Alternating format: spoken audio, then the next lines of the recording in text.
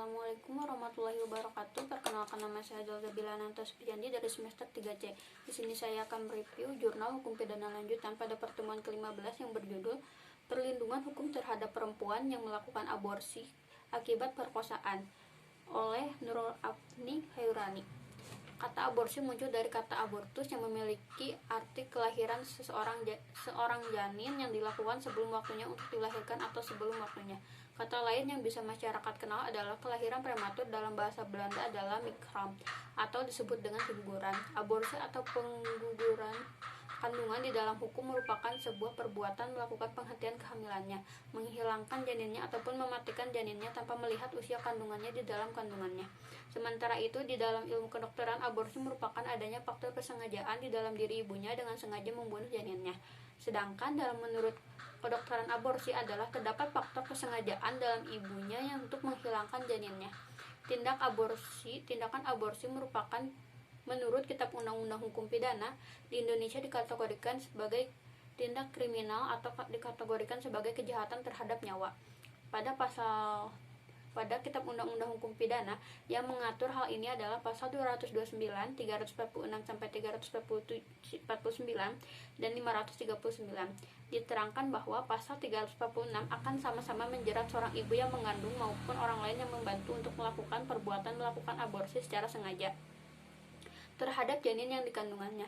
Kitab Undang-Undang Hukum Pidana Indonesia melarang abortus proctus tanpa terkecuali.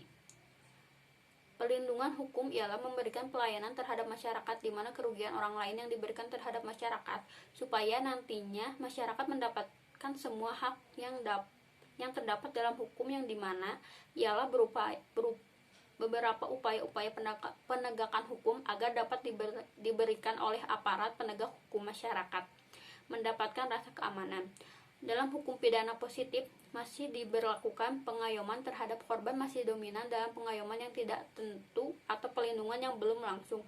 Undang-Undang Nomor 36 Tahun 2009 masih memperbolehkan pengguguran kandungan akibat perkosaan, tentunya terdapat syarat di mana dilakukan oleh tenaga yang kompeten, di mana mengancam bahwa terdapat sanksi pidana yang terdapat di dalam hukum pidana, di mana dirumuskan tersebut mengancam mereka yang melakukan aborsi.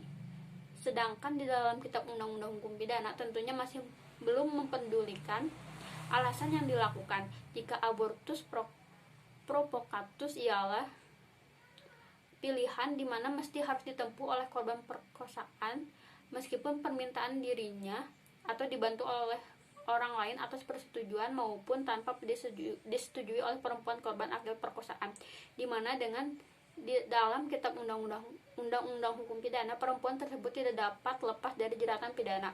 Pengguguran kandungan oleh seorang korban akibat perkosaan dibolehkan apabila terdapat di pasal 75 ayat 2 Undang-Undang Nomor 36 Tahun 2009, kecuali atas indikasi kedaruratan medis atau atas dasar jaminan hak-hak reproduksinya.